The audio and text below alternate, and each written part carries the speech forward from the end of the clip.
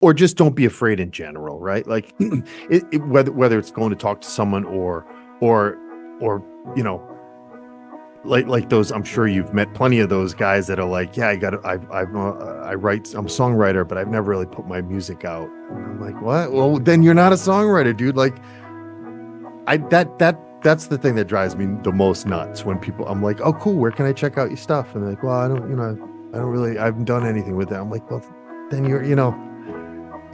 we can all say we're songwriters, man, but you gotta have a product that you can hand to me so I can check it out. Like that's kind of a pre-req to say you know what I mean? And that's just fear, because we can all afford a computer nowadays. We can all learn the basics of Garage Band or whatever it is that you use, Cubase or whatever. So yeah, and that's just fear, man. I know that anything that I've made the decision in my life. And one thing I can say for sure, I'm 50 years old. Anything that I've done, I've gotten value out of it. I've thrown money at projects that ultimately were not, didn't work out the way I expected them to. But there was always value from that experience, right? Because that's what else are we doing? What are we doing in this earth? If we ain't learning and kind of experiencing stuff, what's the point of it, man?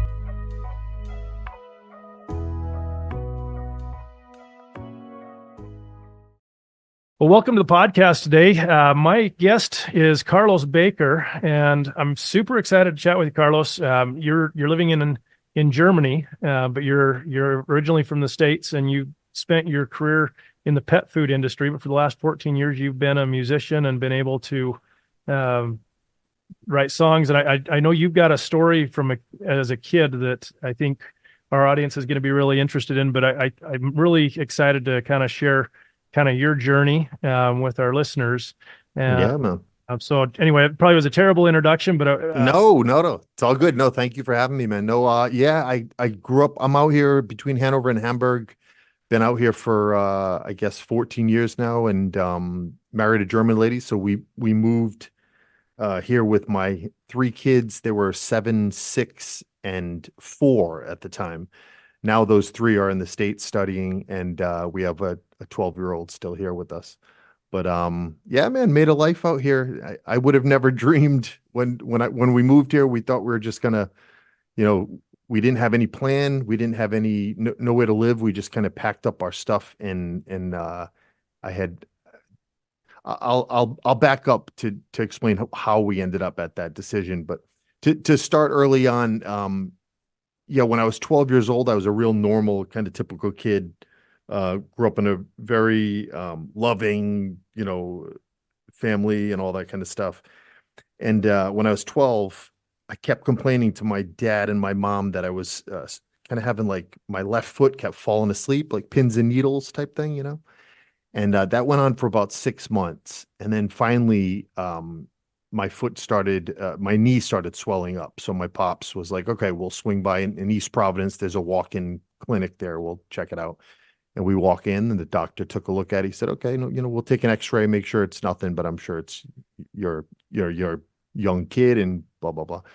And when he walked back in the room, even I, as a 12-year-old little guy, knew that something had changed. His energy, the energy in the room, his voice. He was like, you know what? I'm going to send you over right now. He was talking to my father. He said, I'm going to send you over to a colleague of mine at the big hospital in Rhode Island, and there's something going on there. We want to take a look at it. And he knew it was something called osteogenic sarcoma, which is a bone cancer, rare bone cancer. And from that day on began a new life, right? Like, how else can you say, other than as a father of 4, is that's the day our new life as a family, for me, from my family, from my friends, everything changed, because I was then, it was, in some ways, it was a death sentence.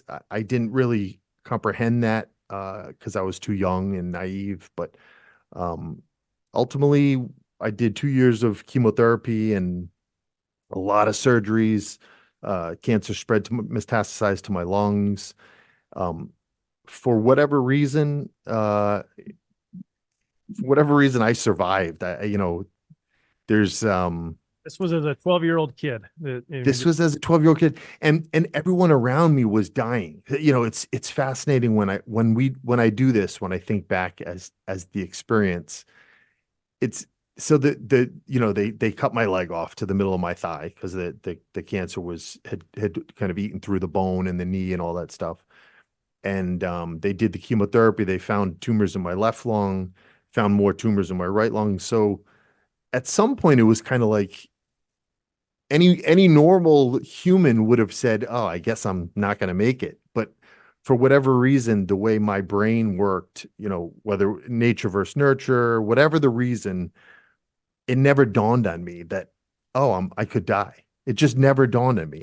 All these people all around me that had the same cancer or Ewing sarcoma or leukemia or whatever these cancers were at Dana-Farber, these kids were dying around me. But for me, it was just like, oh, they found more, another surgery. Oh, okay, more, which is very odd when I think back, and people often, when I tell the story, they're like, what do you think? How did you, what made you different to survive? And I'm like, stupidity, naivety. What word can you use to say, I don't know. And it wasn't, and it's even more fascinating because it wasn't until years later that, that things started kind of dawning on me that, oh, people, I affected, not only did my sickness affect my family, obviously, because oddly for me, it wasn't really, at least the way my defense mechanisms or my brain works, it was never really that bad. I don't know. I was the center of this little world. Everyone was taking care of me. So for me, it wasn't really, I don't remember it as being so tragic or so sad or scary. I loved the doctors. I was fascinated by the nurses. I mean, of course, it wasn't pleasant to get chemotherapy and all these surgeries, but ultimately it wasn't until I was like 16, 17, 18 and healthy and living a relatively normal life that people started kind of telling me things like, "Oh, we all thought you were going to die. Everyone just assumed you were going to die." And I would be like, "What? What are you talking about, dude?" Like, so, you know, kind of, and I think I like to tell the story and then moving forward as I'll tell you a little bit more about myself. It either is the reason, what is the reason that I had that personality type?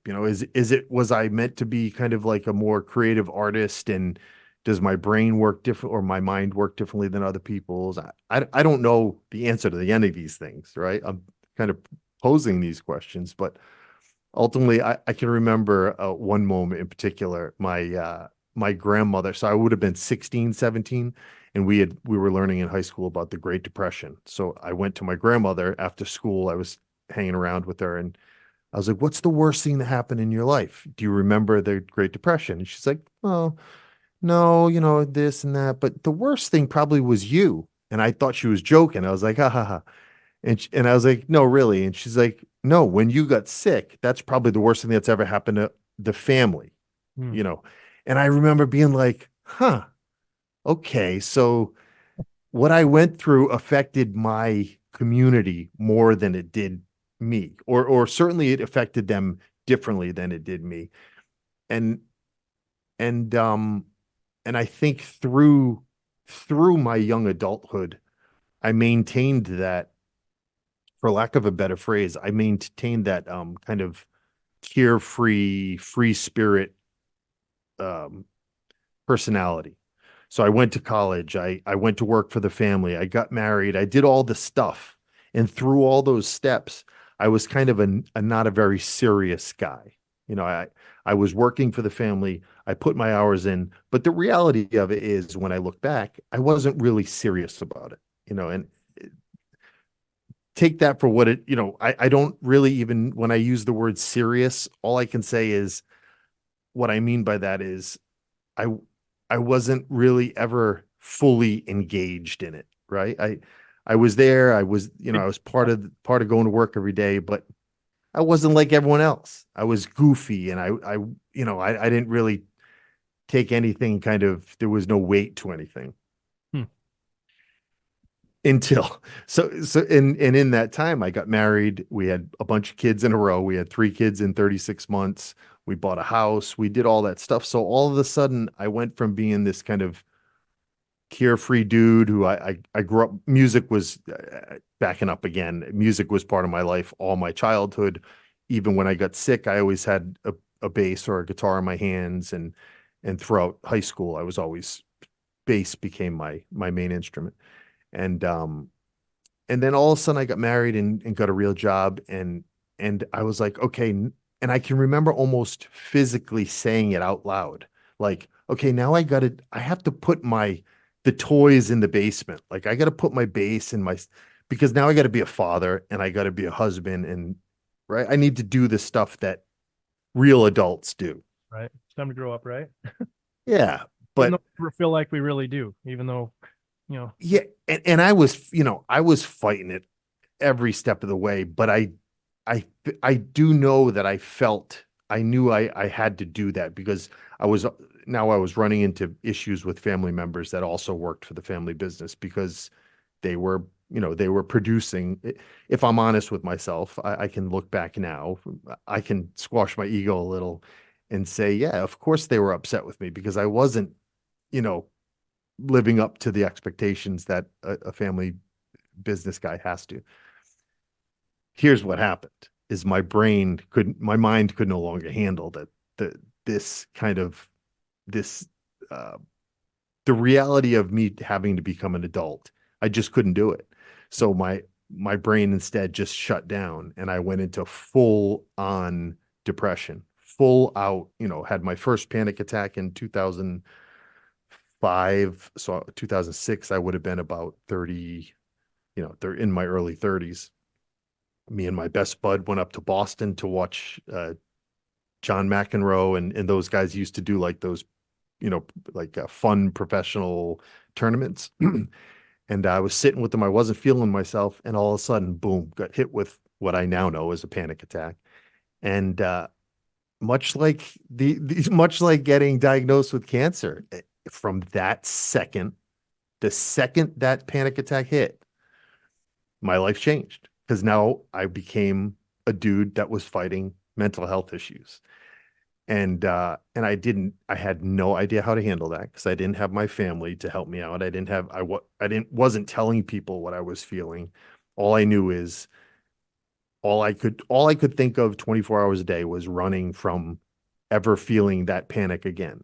So now you're no longer able to function because all my mind was doing was like, I have to stay so controlled that I will never allow this panic to come back, which is it doesn't make any sense, Obviously, I don't know how much experience you have with this kind of stuff, but it's obviously not, you know, there's not, it's not real, the fear, but it's real in in my mind, it was real, right?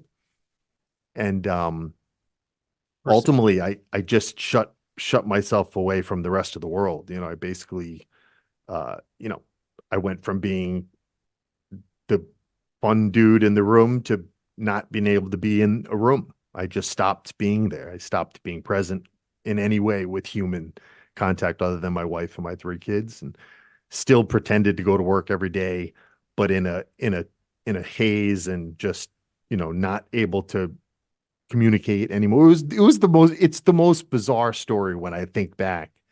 Um, and ultimately, it was either jump off a bridge or reach out for help.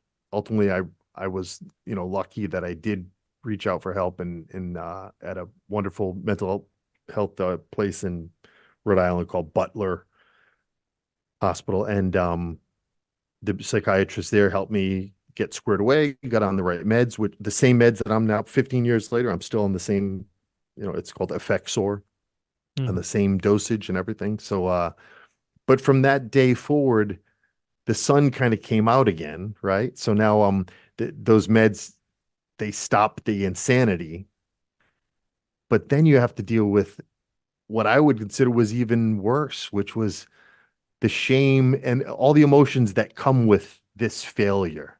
So my brain, okay, I just completely failed.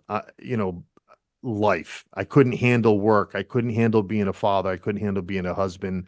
I'm a total failure. So now my brain is working enough to start to deal with these emotions, which shame is the emotion that I struggled with. And luckily my wife, who's a wonderful lady, she recognized that I was going to have a long it was going to be a long road to get back. She has her master's degree in psychology, and she I'm kind of sure. was watching me go through this. Um, and ultimately she was like, "What do you say to packing up our stuff and moving to the little village that I grew up in Germany?" And I was like, "Okay." Hmm. It was literally from that. It was like that. She's like, "Should we do it?" And I was like, "Yes, let's pack it up and go." Because I knew I could no longer kind of. I would have struggled so much to try and find myself in that environment that I, in my mind, that I had failed. So kind of, and the reality is I didn't fail big. It's in my mind I failed. The whole world had seen me fail. That makes no sense. That's not reality. You Right. know, no one, first of all, no one gives a because that's how life is. We're all going a million miles an hour and no one really cares. Uh, our coworkers they just want us to be, I'm a good dude, so everyone wanted me to be happy. They weren't laughing at me behind my back, but that's how our minds work, right? Bless you. Um, but ultimately we moved to Germany, and from the day we arrived to Germany, I took my I took my bass back out, and I have a behind me. I think you can see I got a three quarter. That's a upright bass back there. Looks like a cello, but it's an upright bass. And whether it was because I was a good dude or an American dude or a decent musician, I found this wonderful community here in northern Germany that of musicians that took me in, whether it be playing klezmer or kind of Eastern European music on upright bass, or singing blues and playing rock tunes. And in those years, man, it was like music was, and I was functioning. Hmm. I was functioning as a human again. I was raising my children. My wife went to work full time. We had three and then a baby. So I was functioning, but I was also still really struggling to figure it out. All those questions that we all struggle with of, you know, what's the point of all this, and all those classic questions, in my mid 30s, late 30s. Um, and I feel like I answered all those questions through writing and through music. And um, I found all this stuff that if I was listening and willing to kind of capture it, a lot of stuff wanted to come out, and I had the time, right? I was blessed with that time of I was no longer working, 60 hours a week.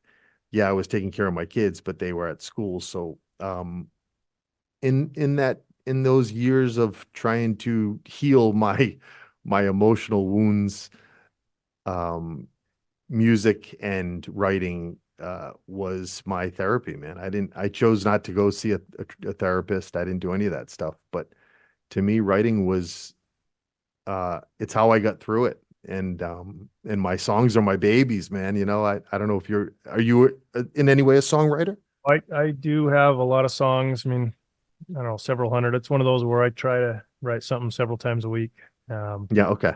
right. So I'm one of Oh, those that has the 2, 3 measures of something that I come up with, and it might take uh, 5 years before I finish it. oh, that's the best. I love that. Okay, so and you have a relationship with all those tunes. Every tune you have a relationship with. Yep. Yeah, and I think that's in most of my songs that I probably have about I do a good job at like you, it sounds like I do a good job at cataloging them and having them organized. I have about 75 tunes, and I've only made 3 albums, so I Gotcha. got a bunch of tunes still that I'm so excited to, uh I actually just made some I just scheduled some time in a studio here next week to do like a 4 song kind of EP type thing. Very But cool. yeah, man, that's kind of that's how I ended up here. That's the I to this day I still, if I'm again, if I'm very honest, I have to work every day at to make sure that my mental health is where it needs to be to get through the day. Not to say I'm suicidal, but it's a full-time job for me to make sure that I'm always working to stay, stay in the moment, stay present. Um, and I'm not ashamed of it. It's who I am. There's times I don't understand it. There's times I don't get why I have to give so much energy and time to what should be just basic normal human behavior, waking up in the morning and living. But um, it's just my path, man. I love the story. I mean, the the whole podcast when we started this out, it was, this name successful musician. And I think the interesting thing is success means so many different things to different people and different I times. love that. If, Yeah, if you rewound the clock back to you as a 12-year-old, I mean, success would be beating cancer, obviously, I and that's love really that. all that mattered, right? And then Absolutely. you probably never in a million years thought you'd be doing music or spend the last 14 years of your life working and being a musician.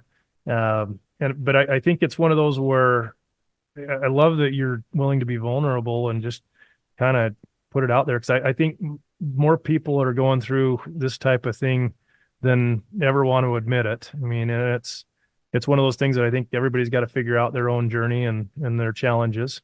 But I think being willing to kind of talk about it, I think or even just listen to other people's stories and realizing like, oh, well, maybe I'm a little bit like that as well, or, and just Yeah. being able to be honest with yourself. I think it's important, and I don't think it happens near often enough um, for people. But I love that story. I'm curious if you could go back, rewind the clock back and give yourself. Let's say you're sitting in a class, maybe the 20-year-old version of you, back when you're Oh obviously God. in the Yeah. industry and family business, and you said I don't you use the word screw off, but you weren't working as hard as the rest of your family. It sounds like, and Yeah. I mean, if you could go back and give yourself advice of, hey, when it comes to music or other things, just life lessons, what would you tell that person?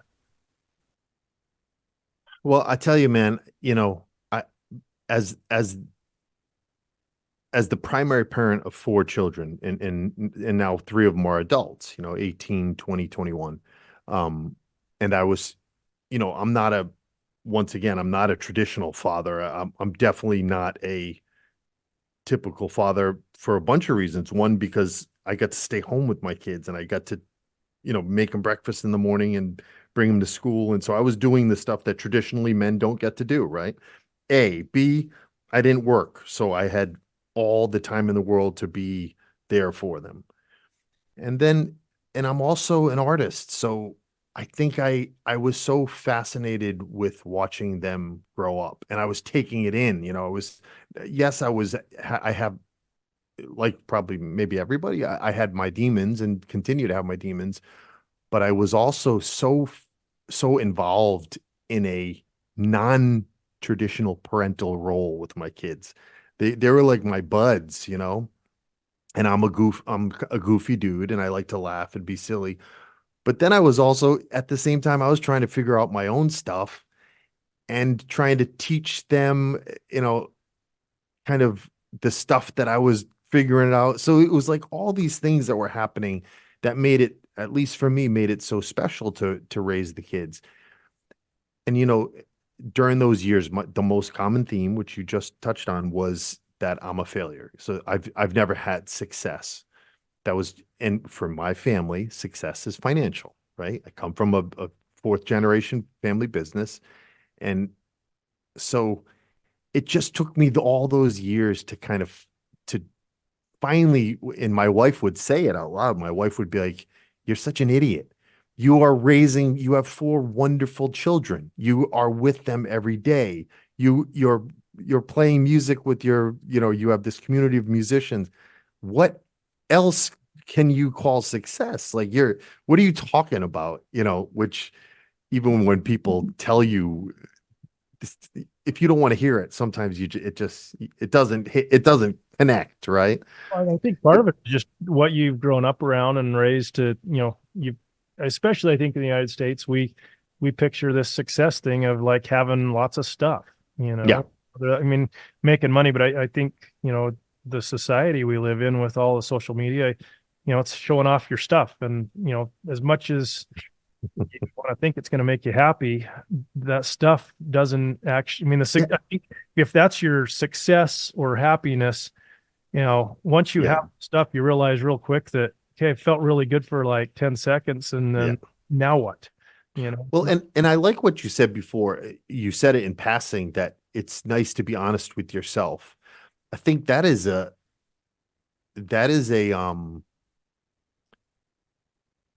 let's see. That's just something that I don't think we as humans value or understand the value of. So when we're raising our children, I don't think often one of the parents will be like, "Listen, something that's really important is learning to be honest with one's own feelings." Like, not to say that I necessarily said things like that to my children, but those are the things I think I was more likely to talk about because that was what was going on in my brain, right? What was going on in my mind was, and I was always honest with them that, hey, I'm a little nuts. I'm trying to figure it out as we go here too, like, so I think if I were to go back and when I was 20 and talk to myself, I think the problem is if you're not ready to learn, man, I just feel like all the steps when I look back, all the things that I went through, all the mistakes that I made, and all the beautiful stuff that I've experienced, um, it's hard for me to look at any of it as anything but beautiful. Even the darkest of days for me, um, where you're just trapped in that hole in your brain and just, the mind is racing and all that. I even am very, very comfortable in seeing the beauty in that. Like I saw this other side of my, you know, you know, I'm reading a Stephen King. Stephen King just put out a new book last year, and it's a really interesting book, man. The main character finds this hole in the ground that brings him into a whole nother world. It's like a whole nother, once you get down there, there's even like a sky, and it doesn't make any sense, but and to me, but reading the book, that I feel like because I went through that depression, because I was so aware of what I was going through, I feel like I even got to see a whole nother world that didn't know existed in my mind.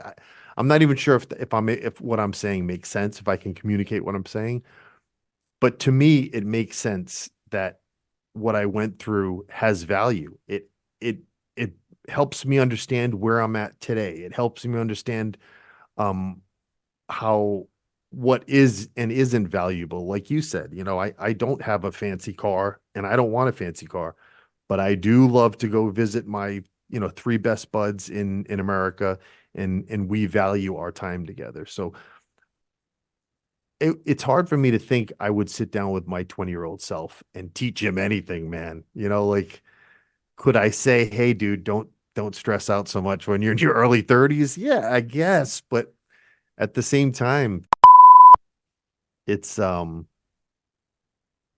a life standpoint, it's hard to teach lessons without just kind of doing it. And the bummer would be if you don't learn from all the beautiful lessons that we are experiencing every day. That's the bummer. And there are, of course, there's those of us out there, and that life can go by so quickly, and you don't take the time to learn, and you don't take the time to using those cheesy phrases is to smell the flowers or whatever it is.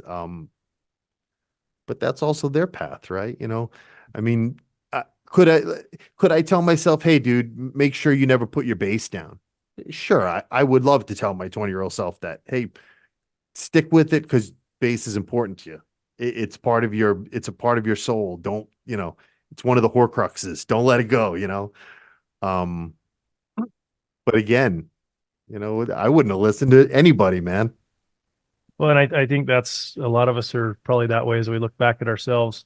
One of the things I think is interesting in just looking at your story is we talk about success and you're saying, oh, I don't need the fancy car. I don't need this. I don't need that. Um, and I think it's a little bit of that satisfaction and fulfillment that we find in life when you finally you get older, or when you can maturely look back on something and be like, all right, this is what really brings that long lasting happiness and No. fulfillment, versus pursuing the success of I got to have a fancy car, or I got to make lots of money, or do the thing that my family, or whatever ideas we were you were raised with. But it's interesting as I talk with lots of different musicians that it all comes back. It always usually comes back to just finding those happy moments with your instrument, or just with the people that were around when we're able to do the music. And so I don't think it's so much as, if I could go back and talk to myself, same thing, that 20-year-old self, I don't know that I would tell him, hey, you should totally pursue a career in music and just do everything to do that.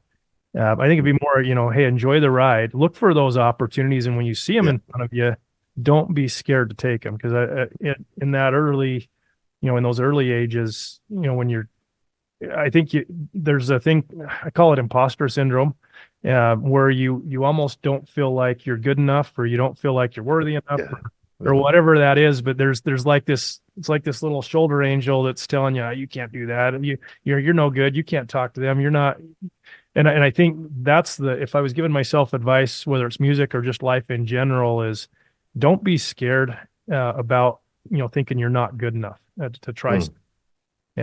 And the times when I've kind of been able to be brave enough or courageous enough to you know knock the shoulder angel, the bad shoulder angel off that imposter shoulder angel, uh, when you don't worry about it and you just be like, what, that guy's probably, maybe he's the most famous composer in the world, but I, I'm not going to be afraid to go talk to him. What I've learned in being around a lot of really high level, successful, we'll call it successful or fulfilled people, uh, Mm. they're normal people just like us, and they've got their own issues, they've got their own demons, they've got, you know, That's the classic, man. Yeah. but what's so cool about it is, if you're willing to just put yourself out there, I mean, what's the worst that can happen? I mean, maybe you had a chance to meet Hans Zimmer or John Williams or one of these people, and you didn't take it. What's the worst they could have done is say, hey, I didn't have time to talk to you. But chances are they probably would be willing to sit down in that situation and chat with you, Yeah, and I'll go one step further to what you're saying, because I love conceptually what you're saying is Mick Jagger or Hans Zimmer or any of those guys. They do have their persona. They have that, Axl Rose is the lead singer of Guns N' Roses, and he's been part of our lives. But once you get away from that stuff, he's got the same shit that we have, man. We all have the same stuff. Or if you meet I've done, my brother is in Rhode Island, is at a really wealthy country club, and he'll literally will be playing. I'll be with him like at the, what do you call it? The clubhouse or something. He'll be like, that guy over there, he's a billionaire. He's one of the richest guys in Rhode Island. And I'm like, okay.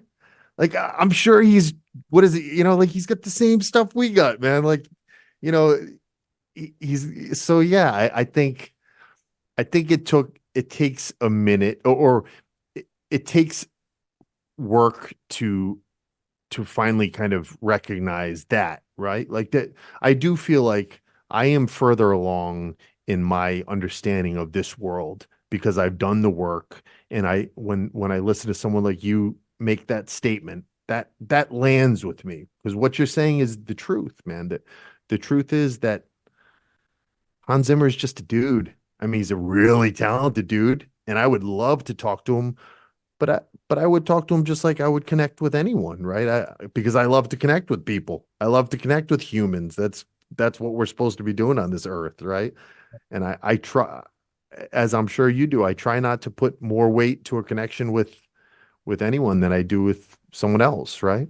Like I had had an interesting experience that kind of I guess it was a realization this fall. I was at a big conference. There's like 5,000 people at this big event, and they brought Andy Grammer was the entertainment. I mean, love his music. The guy's super talented. I mean, they brought in a full stage of, I mean, it was impressive as a musician to just watch. You're like, holy cow, there's a ton of stuff there. I mean, it was a really amazing production, kind of this private Yeah.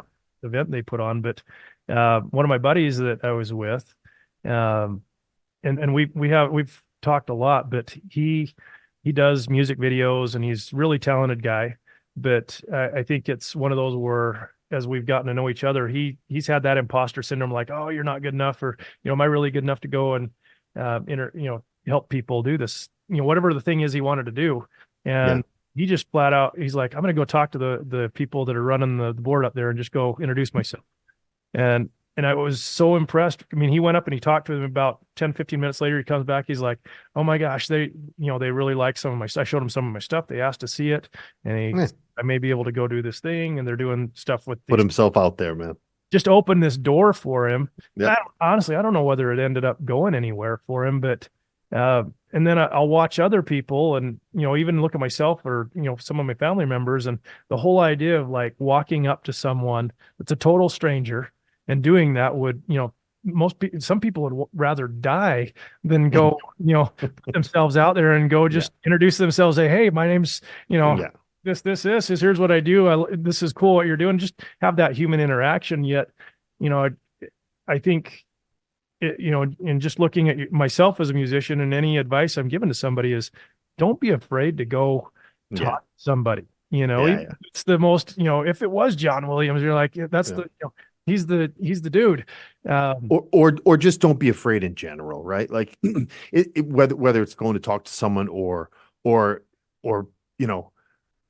like those, I'm sure you've met plenty of those guys that are like, yeah, I write, I'm a songwriter, but I've never really put my music out. And I'm like, what? Well, then you're not a songwriter, dude. Like that's the thing that drives me the most nuts when people, I'm like, oh, cool. Where can I check out your stuff? And they're like, well, I haven't done anything with it. I'm like, well, then we can all say we're songwriters, man, but you gotta have a product that you can hand to me so I can check it out. Like that's kind of a prereq to say you know what I mean? And that's just fear, because we can all afford a computer nowadays. We can all learn the basics of Garage Band or whatever it is that you use, Cubase or whatever. So yeah, and that's just fear, man. I know that anything that I've made the decision in my life. And one thing I can say for sure, I'm 50 years old. Anything that I've done, I've gotten value out of it. I've thrown money at projects that ultimately were not, didn't work out the way I expected them to. But there was always value from that experience, right? Because that's what else are we doing what are we doing in this earth? Right. If we ain't learning and kind of experiencing stuff, what's the point of it, man? Yeah. Well, and I don't even know whether you're religious or not religious. And I frankly don't think it matters, but I think a lot of times people will think about, people say, oh, it's a coincidence, or I don't believe in coincidences, or, there's these opportunities that land in our way.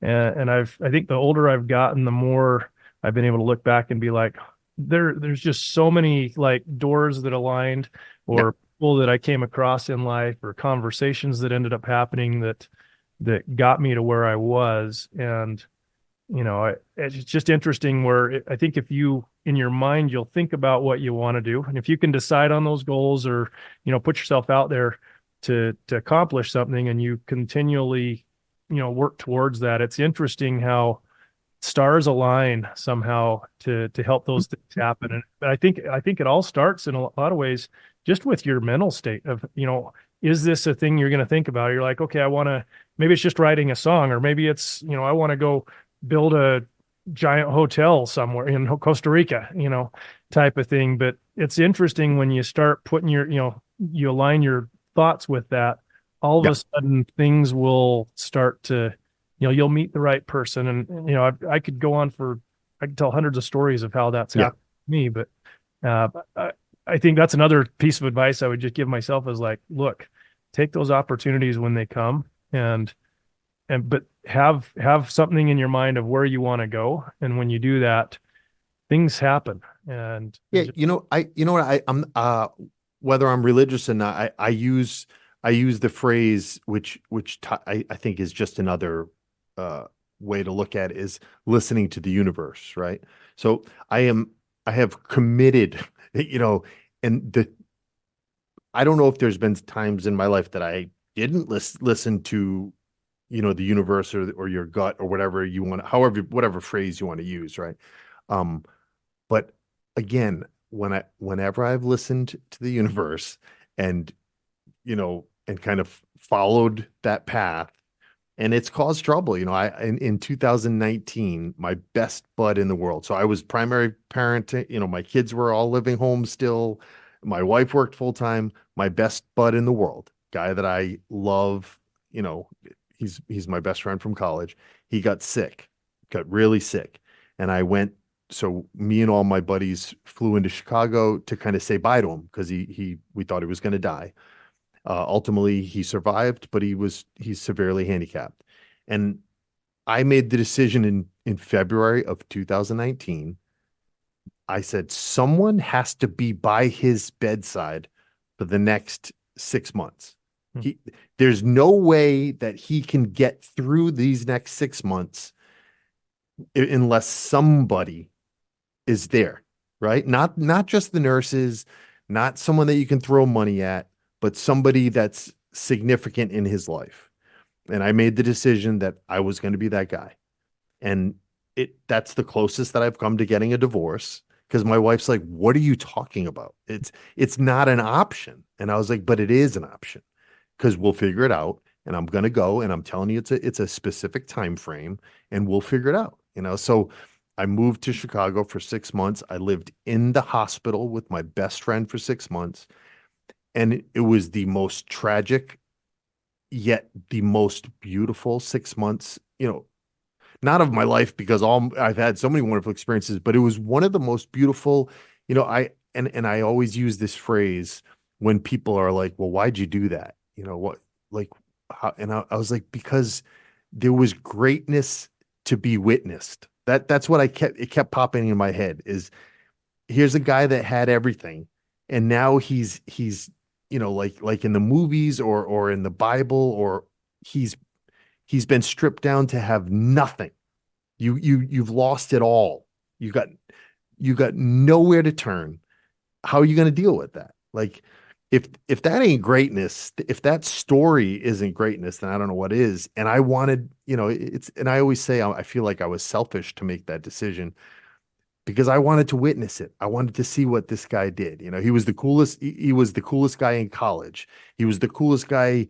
He made all the money and had all the women and the cars and all that stuff. And then all of a sudden he's got nothing.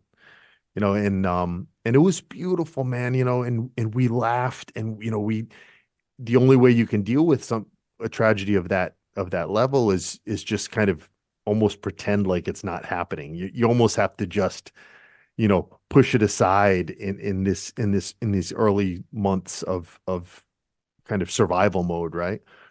So to watch him do that, to be a part of just the laughter and trying to create fun in this environment that is not fun, it was so wonderful. And I feel like that was like my ultimate listening to the universe moment. It was against everything that I could have possibly done at that point to leave my babies when they, at that age when I was so important. But but in the end, my wife obviously supported it. Ultimately, she supported it. And even the value that my kids got from it, right? Like so the kind of that cycle of all that I'm learning, all that I'm getting from this experience, they get to see their father be like, "Hey, I'm leaving you guys to go help somebody." So it's like there's no way you can lose in that situation. Needless to say, I didn't look at it from all those different angles when I made the decision, right? I made the decision because that's just the way the universe told me what to do, and I listened. But it was awesome. And now he's amazing, man. He lost all his, he's got no hands, no feet, lost his nose. Wow. And so he was, for 6 months, he was just in bed. And now he's the most badass, killing it, walking like he drives. He's the most amazing dude you'll ever meet. That's awesome. Yeah. But and that Carlos, I know we're like way over time, but I'm Yeah. curious Sorry. if you look back at best advice anybody's given you, life advice, music advice.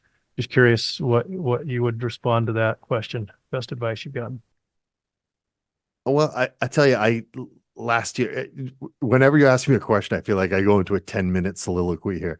But really quickly is I got to work with I threw money last year at working with a producer, a real guy, a guy that's been there. He's towards the end of his career. His name is Brian Deck out of Chicago. And I moved to Chicago last year for 6 months and made an album with him. And I threw a bunch of money at him, threw like literally 50 grand at this project. So in my world, that's real money. Like, that's as that's as big a kind of rolling the dice as I can do. I do feel like it was probably on. I probably did it with from not the right place. I think I threw that money at it thinking that I was gonna make a product that was gonna help me um create a career in music. Ultimately, it wasn't really the right reason. In the end, it was simply the most amazing experience because I got to experience what it's like to make an album with a real guy in the most professional, you know, possible situation and that you can, right? He gave me his time, he gave me his expertise. I worked with his studio musicians, the pre-production process, etc. I think the best advice that or one of the best advices is I struggle with that lack of confidence, my self-esteem, all the stuff you've been talking about is I'm not a good enough singer. I don't belong in this studio with these monster musicians, all these type of things, right? All the stuff that maybe we all deal with, but Lord knows I do. And one specific time we were in the pre-production process and he was working through my lyrics and he was tough, man. Like and I don't know how, to me, my lyrics are they're so, they're like, they're just so near and dear to my heart. Every word in my songs, right? And he'd just be crossing lines out, that this is, and I'm like, ah. And then, so the first day one, he's just crossing lines out. He's like, this word is no good, this and that. And then he was writing other words in kind of like in the what do you call that? The margins. So, and I'm like, what did I get myself into? Like, what is happening right now, And at the end of the day, he's like, all right, Carlos, let me explain what happened today. Let me explain to you where it did. And he went into this thing about how there's the melody of a song, and then there's the kind of the rhythmic syllabic kind of melody of lines, right? He's like, and he was like, you are just squeezing way too many syllables into your lines. The song is there, the melody's there, but I'm trying to help you understand. So what I'm doing when I'm crossing this out and these words that I'm writing in the margins, these are like space holders for syllables.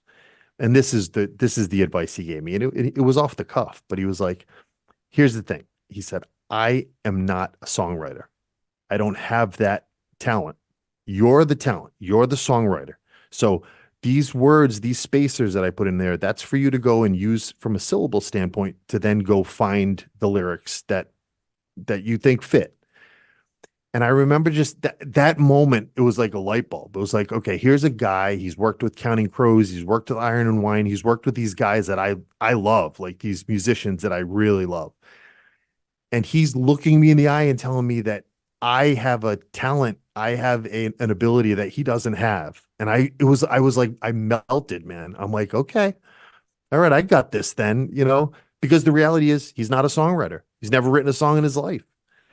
And whether I'm a great songwriter, whether I'm Bob Dylan, or it doesn't really matter, is I'm standing in his studio with songs that we're trying to bring to life. So that makes me a songwriter. And I do feel like that realization, it changed everything for me in that experience with him, but also as a songwriter. I was like, okay, man, all right, this guy just told me I needed a big shot, like, and I mean, relatively a big shot. I needed someone like that to just be like, dude, be proud of the talent or the kind of skill that you have, because it's kind of cool and not everyone has it, which was pretty cool, man.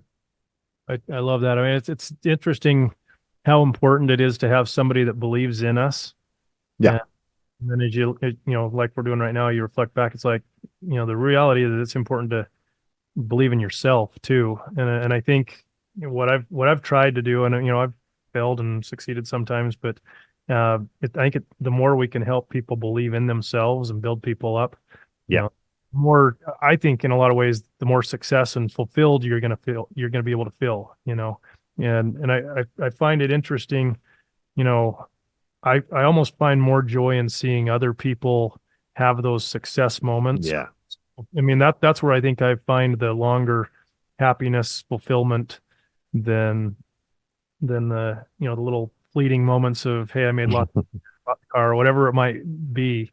Those Yeah, man.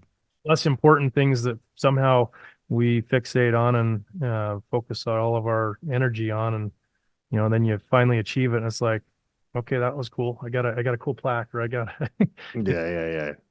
you know, it's Yeah, the and to just to wrap up, and I know you want to wrap up, is music is everything to me, man. It's there, nothing makes me happier than when my favorite bands put out a new album. Nothing makes me happier to Wilco. I'm a huge Jeff Tweedy fan from the band called Wilco, and he recently put out a new album, and it made me so happy to listen to his, those 14 new songs, and try and understand where the hell, how he came, the direction that he chose to go at his age. And music is the best, man. And I do appreciate you having me on here. And I feel like I didn't talk much about music. I tend to kind of philosophize more about life, but in the end, music is such a huge, brings so much joy to me.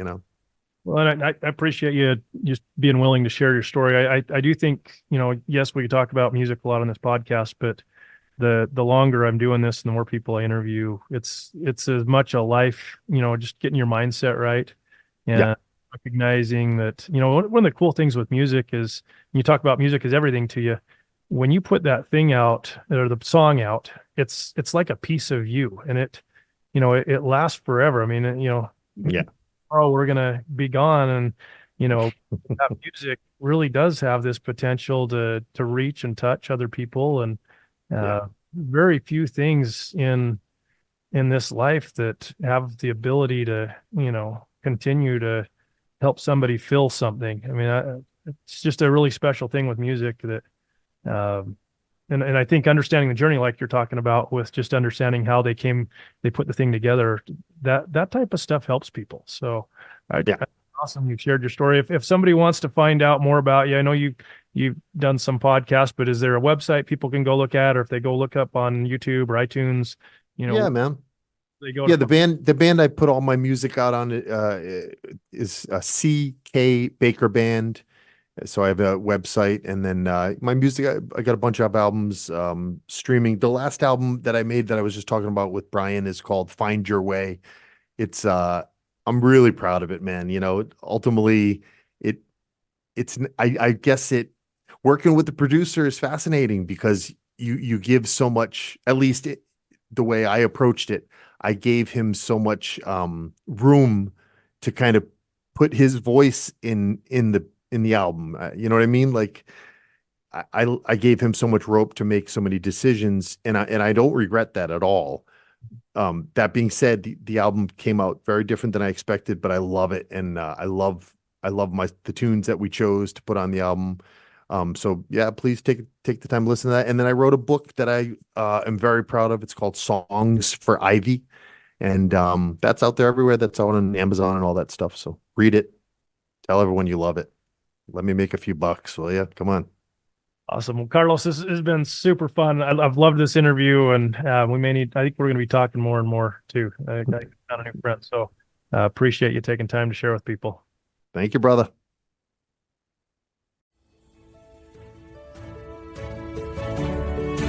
Hey, it's Jason here, and I hope you've gotten a lot of value out of this episode. Be sure to check out our show notes to learn more about our guest today, and if you'd like to support our podcast, there's a few things that you can do to help us grow. First, if you hit subscribe, it will help ensure that you don't miss a future episode. Second, if you'll share it with your friends on social media or send it via email or message, it helps us spread the word as well. And third, if you'll leave an honest review, it really helps with the algorithms so that other people can find our podcast. Finding success and fulfillment in the music industry is possible, and I look forward to seeing you on our next episode.